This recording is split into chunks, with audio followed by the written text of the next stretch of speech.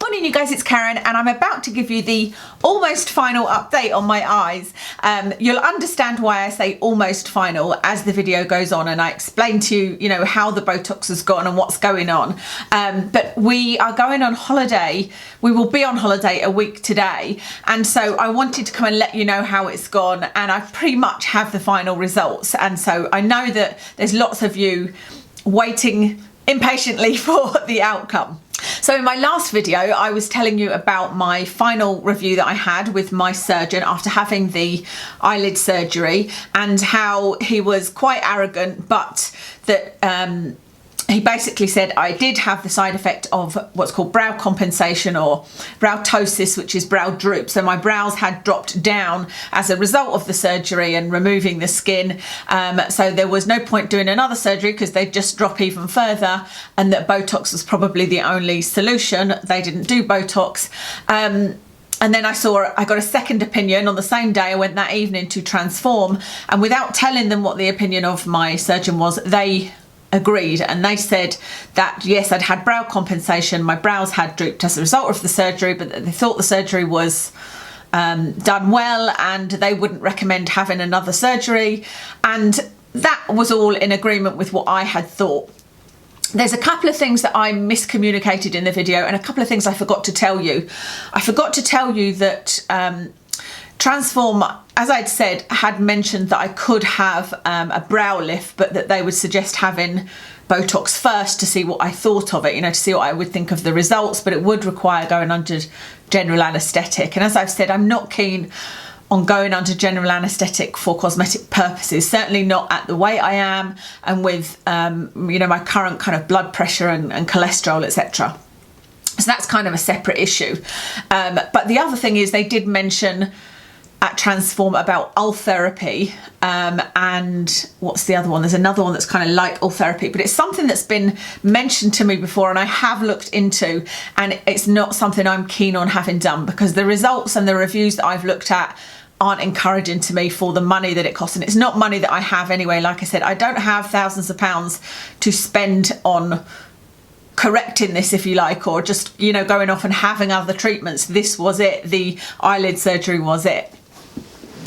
But I forgot to tell you about that. She did mention she thought Ultherapy might give a slight lift. I do have Ultherapy on my list to do in hooded eye videos, you know, to talk about that as a treatment and what my thoughts are and what it costs and what I found out when I was researching it. I just need to write that all down, and that will be in one of my videos in the future, talking about my thoughts on it, but not obviously from an experience point of view.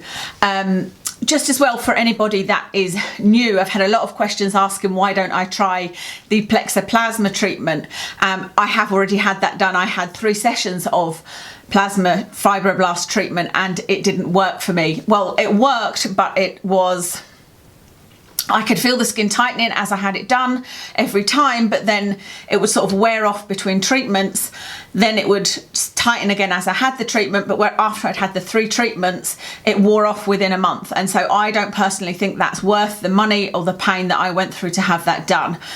So a lot of people aren't aware that I'd already tried that. The miscommunication I was talking about was, in the last video I said, I could only afford a brow lift, which could be a solution, if I got compensation from the surgeon. And of course, that was just a throwaway comment by me, but of course people assumed then that I was looking for compensation, and I'm absolutely not, just to be clear. I know there's some people think that I should be, but I'm not. I'm not looking for compensation.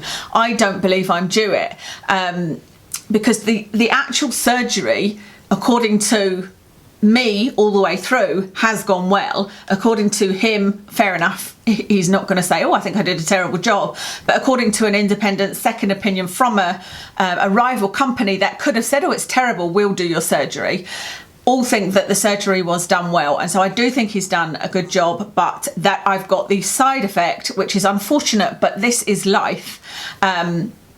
And so I think he's done a good job. What I'm putting in a complaint about, I think, I've written it all out, I haven't actually sent it yet, is about the fact that I don't think he treated me well as a medical patient. When I said that I was concerned about this droop of my eye, he didn't treat that with any as he should, a patient. You know, there was no reassurance, there was no I'm going to look into it. That's what I was saying I was going to complain about, but I wasn't going to ask even for any compensation at all. Like I said, that was a throwaway comment, that the only way I'd be able to afford a brow lift was if I got compensation, but I don't expect that I would be offered that. I'm not looking for it.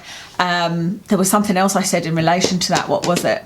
Oh, I'd said that I think it would have been a good gesture if they had offered a partial refund to allow me to have Botox to stop that brow droop. But again, I'm not going to ask for that. I'm just not. I do think that that is something that would be really good customer service, but like I said, it's not something, even from that medical side of things, it's a cosmetic thing. It's just not something I think that I am due, and I would only ever be prepared to fight for something if I thought that something had really gone terribly wrong, and I don't think something has gone terribly wrong. You know, I'm not in pain, I'm not able to see, you know, I think it is just cosmetic.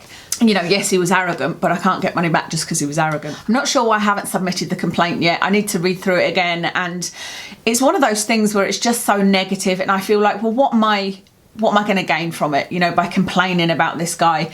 The only thing that makes me want to submit it is that he may think twice about his future behaviour in reassuring somebody that's, again, paid a lot of money. That's the only thing that makes me want to submit it, to maybe help somebody else, because, you know, I'm certainly not going to gain anything from it, and I don't like these sort of negative interactions. It's the same thing even with the Pop Beauty situation. You know, I like to just move on from negative situations and not have to keep on, you know, fighting. I don't want to spend my life fighting.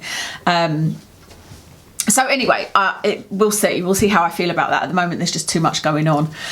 So I told you that I was having Botox and that I had booked my Botox appointment. So a lot of you were saying, oh, you need to wait. A lot of you were saying you need to wait and you need to go and see an eye surgeon, or you need to go and see an eye specialist. You need to go and see a neurologist. These are the three things: an eye surgeon, an eye specialist, and a neurologist. And I don't know whether most of you were in outside of the UK or in the USA that were saying that, because I did comment on a few and say that we don't have the choice in the UK to just, like, I can't just wake up and decide to go and see a neurologist. It just doesn't work like that here. If it did, I would have seen a neurologist a long time ago for my migraines. I am fighting to try and see a neurologist for my migraines. But in order to see a neurologist, I have to have followed a pathway through the NHS, which is to have tried all these drugs. And the one I'm on at the moment has got these hideous side effects, and I'm giving them another go. But I'm now again at the point where I'm going to go back to the GP and go, please, I've tried all of these drugs. Now will you refer me back to neurology? I have been to neurology before with migraines, but it was several years ago. And like I said, it's really difficult to get to see certain specialities here in the UK through the NHS. And even when I do get referred, there will be a few months waiting list. It won't be something that I can just see next week. There will be a few months. I could ask to go privately, and I guess that would be a quicker way to go, because I did that with my knee, and that would cost me £300 just for an appointment. So it's not quite that simple is what I'm saying. And I didn't feel like it was necessary. I had already decided that I was having Botox. I was really quite excited about it. I had had Botox before for 8 years for my hooded eyes, and it had worked wonderfully for me.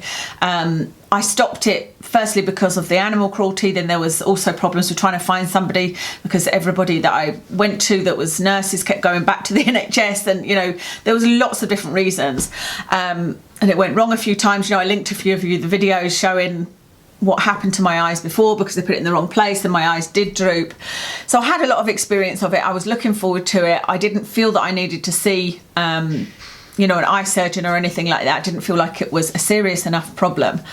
And yeah, I was happy with that choice. And I'd had these two opinions from a surgeon and then from another surgeon, and we all agreed what had happened and that Botox was the best way forward. And so I was really quite confident in myself by then as well. It gave me a bit of confidence back in my own sort of feelings of what to do with my own body, if you like. And I already had my appointment booked for the Botox on the Monday after that video went up, which I think was on the Saturday.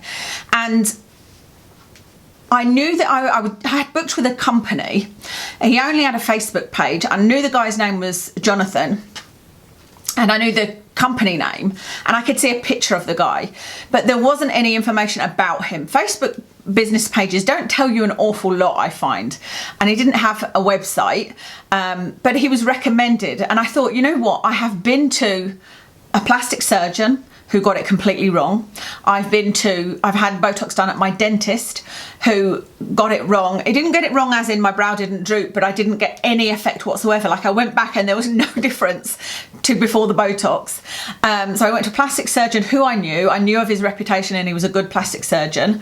I went to Dr. Bong, and he also made my brows droop. So I thought, you know, I've been to doctors and plastic surgeons and dentists. I've been to people that are highly qualified and know all the structures of the face, but I've not yet gone to somebody who is recommended. So let me go to somebody who is recommended. I know several girls that go to him, that trust him, that I can see that they don't look crazy. And so I'm going to go on that. I'm going to go and see Jonathan from this company. But I looked at his picture and I thought, I recognise his face for some reason, and I've no idea why. I just thought there's something about his face that's very familiar. And I went out to where he lives, and it's actually in his house. And he answered the door and he was very friendly. And again, I thought, I kind of feel like I know you. Didn't say anything to him. And he took me down into the basement. He had a big salon in his basement, beautiful big house. And almost from as soon as I started talking to him, I just felt like the universe has sent me there. You know, this is a gift from the universe. And this is even before I found out the biggest gift of all, if you like. But he started, like, I explained what had happened, and I told him about the blepharoplasty, and I told him that basically I want a brow lift if possible. And he said to me, right, he said, the first thing I've got to tell you is you will still be able to lift your brows up. And he said, and a lot of people really struggle with that. And he said, because, you know, they want to take out lines here and they don't want to be able to move their forehead, but you'll be able to lift your eyebrows up. And I was like, yes, no, I totally understand. And I was like, that's actually what I've been looking for, because to me, that gives an understanding of exactly what a brow lift is.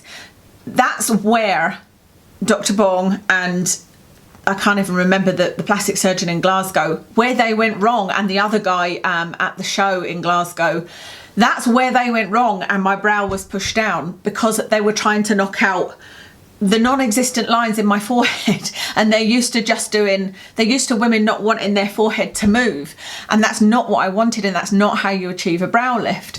And so he was surprised that I was like, yes, I totally understand that, and that's what I want, because that's how you get a brow lift. And so you can see that I can lower and raise my eyebrows completely.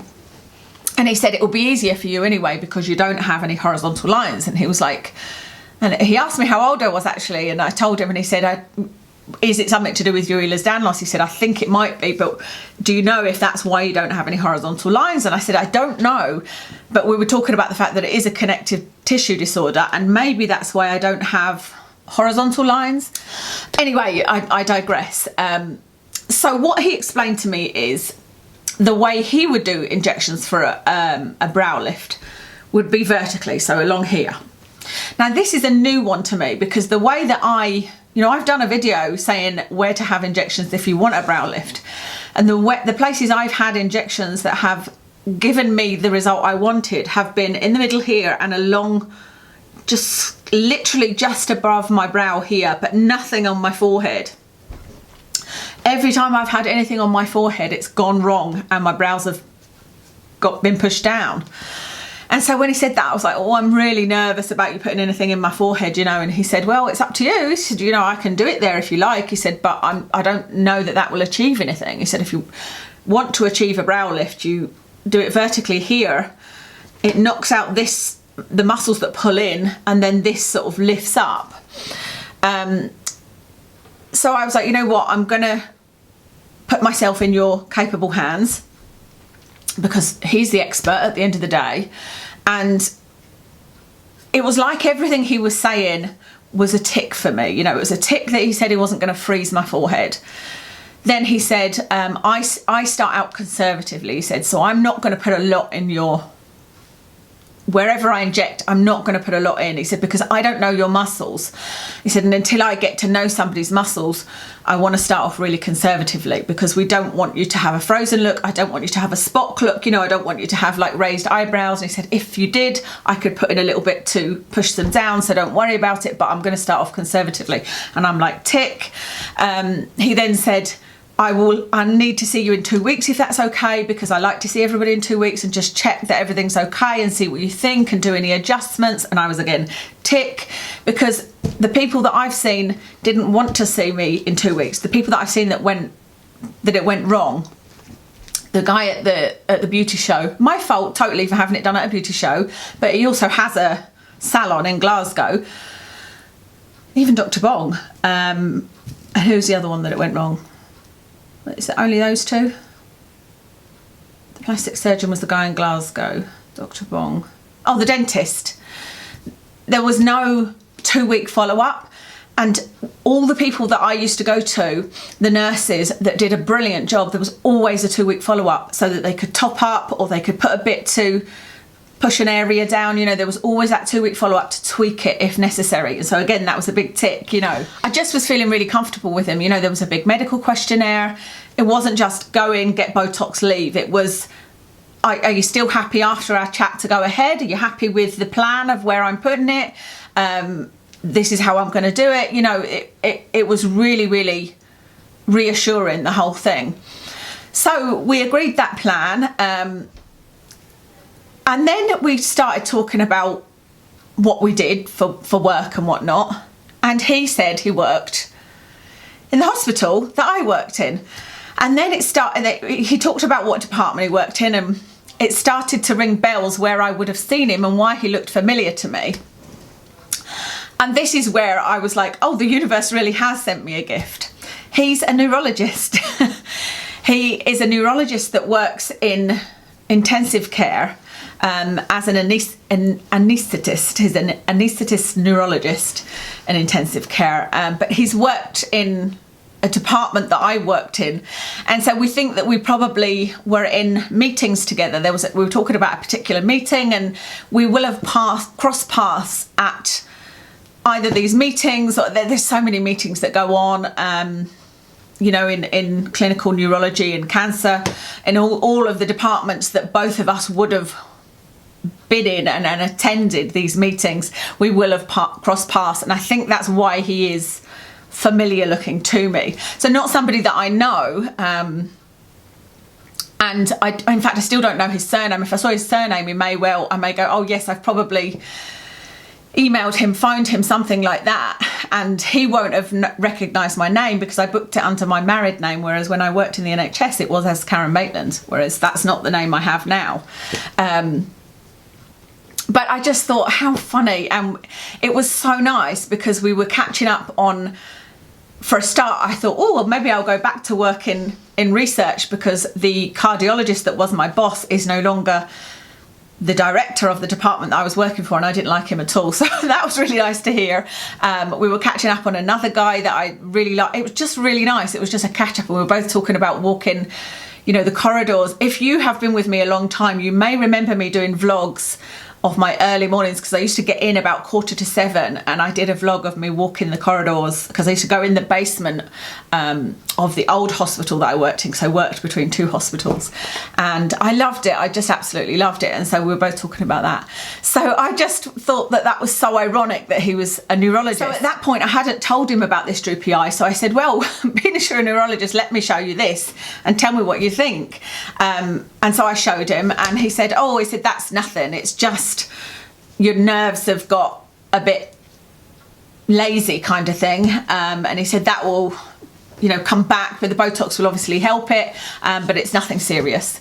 And so, you know, I just thought it was so ironic that a lot of you were saying you need to see a neurologist, and I was perhaps too impatient, but I already had a plan in mind of what I wanted to do, you know, and yet here I was going with my plan of Botox, but it was actually a neurologist that was doing it. You know, I just thought that there was something in that, you know, that was telling me this is the right thing to do, and I thought that was really nice, and again, even more reassuring. So for him to do that, to tell me that was from that quick look, you know, he was like, that doesn't seem to be anything major, it's just lazy nerves, muscles, you know. He said it's nothing major. So I feel completely reassured by that. So I went ahead and had the Botox. I only had it done in my forehead. I used to have my crow's feet done, but I didn't have that done this time because I want to see if I can find any kind of skincare that works on crow's feet, firstly.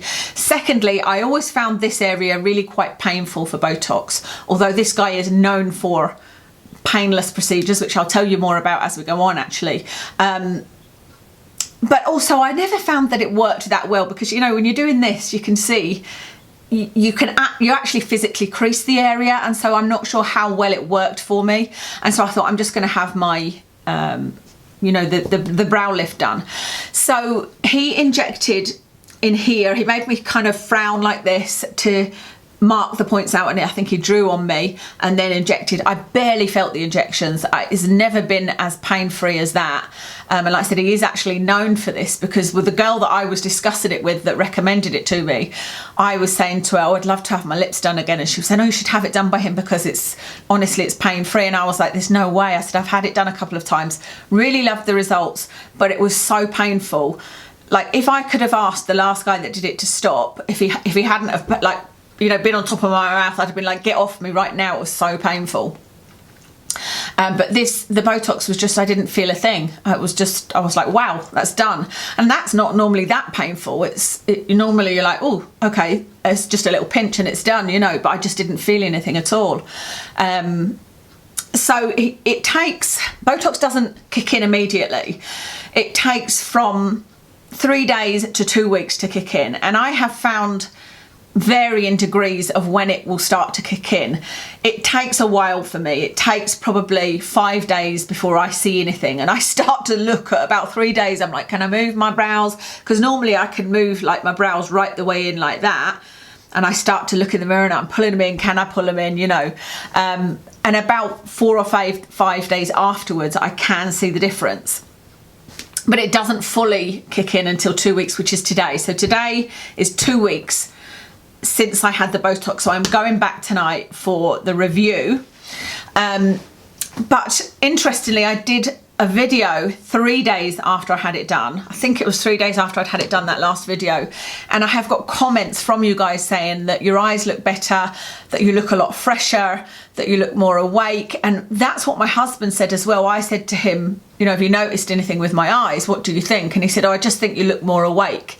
That's all I was ever going for, you know. I just wanted to look, just didn't want to look so tired. I felt like when I was relaxed, this bit of my eye was sitting on top of my lid, and it made me look tired, and I felt like it made me look old and haggard, and that's all I wanted, to look sort of more wide-eyed, if you like. So a few of you guys noticed the difference from 3 or 4 days, let's say. I can't remember exactly what it was, but I started noticing it at 5 days, and it got stronger as the days went on. But throughout the day, it's sometimes I can, you know, scrunch my eyes a bit more, because you can see I can still scrunch them in a little bit. Let me get you close in so I can show you. So you can see now that when I'm completely relaxed, there isn't that same, like when I was relaxed before, it would look almost as if I was frowning, you know. It would be, I'm trying to pull my eyes in as much as I can. That's as much as I can pull them in. But before, it would be sort of like that. Whereas now, if I lift them up and then sort of relax them, let me see, lift them up and then relax them, they sort of sit there, and then they gradually will move down. But the furthest they go down is sort of there. Even when I'm, like in videos, what I would notice is, if I was looking at something and I was going, now, what was that? You know, and I was sort of trying to remember something, you can see there's creasing. That's when I'd noticed the biggest, how bad they would look. And now there's only a little bit, you know, it doesn't look quite as bad because the Botox is holding them there. Now, I don't think that I've had a massive lift, and that's because he's been conservative.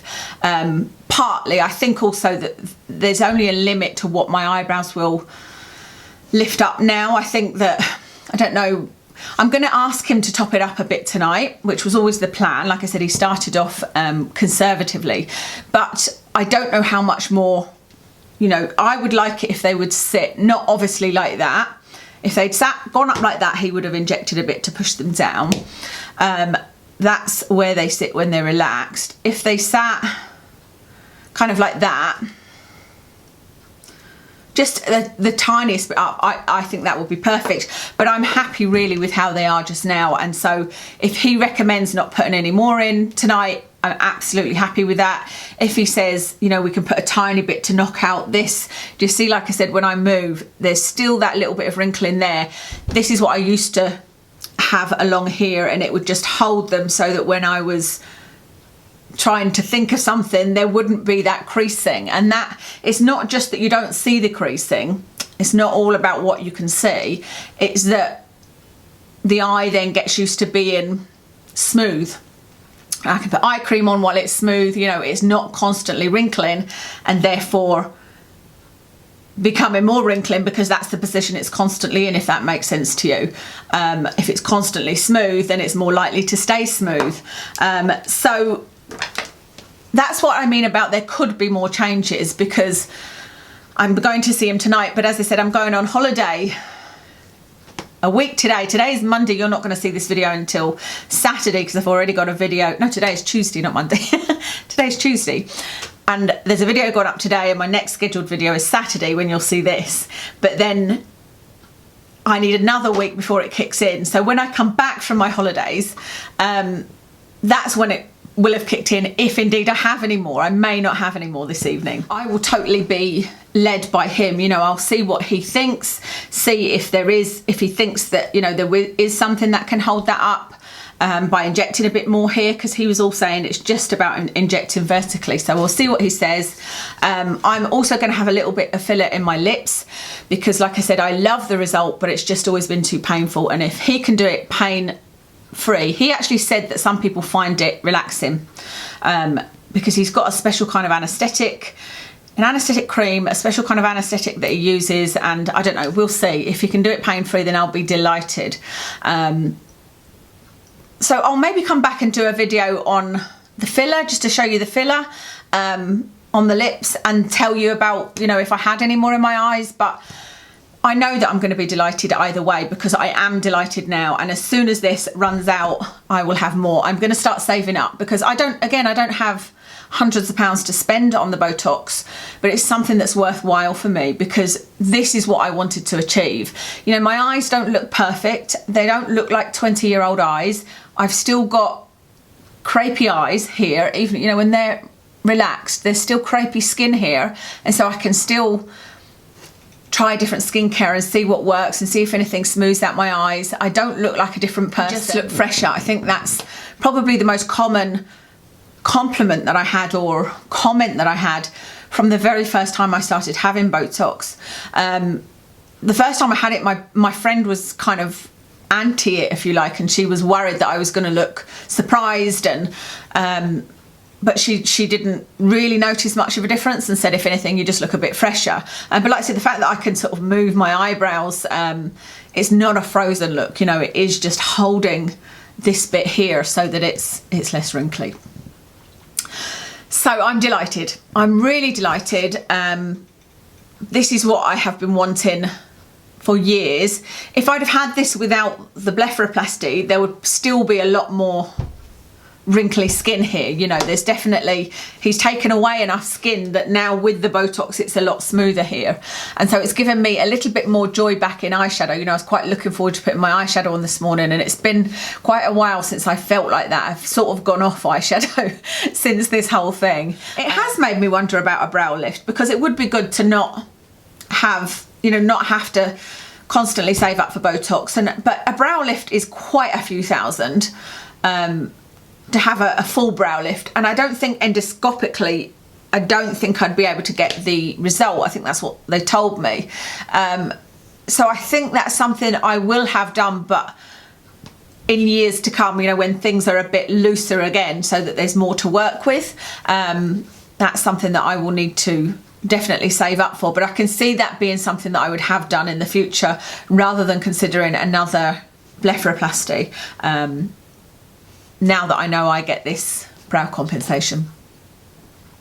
So I hope that that has been interesting to you. I hope that's been useful to you. I know that there are a lot of you that have been considering this and wondering whether to go for it or not. So if you've got any questions at all, then feel free to leave them below and I'll do my very best to answer them. I know this is going to be a long old video, but I'm trying to give you every bit of information I can. The cost for this, by the way, was £160 for the brow lift, but I don't know whether I'll need to pay more for a top up tonight. If I get one, we'll see. And the lips are 200 and he's putting 1 mil in, because he was saying with 0.5 mil you'll barely notice it, which is true. I've had 1 mil before with Transform, and I barely noticed that. So I don't think you're going to see a massive difference. It's just going to make them a bit plumper. So we were going on holiday and the filming will be a bit weird, I'm afraid, because this video you'll be seeing on Saturday before we go on holiday. We go on Monday the 29th of April. We're away for a week, and then although I'm back, I'm not back long enough to film and get a video up for the Tuesday. So on the Tuesday you'll see another video with me in this outfit because I'm just about to film an empties. Assuming I get time to edit it and get it up in time. Yeah, should do.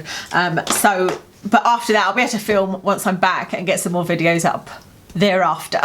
Makeup, that's the only thing left to tell you. Makeup is the No. 7 foundation drops in Warm Ivory. On my eyes is the Anastasia Norvina palette. And on my lips is Stila lipstick in Caramello. On my cheeks is... what blush did I use? Oh, the Hourglass Ambient Lighting Blush in Dim Infusion. And that's everything. Thank you so much for watching.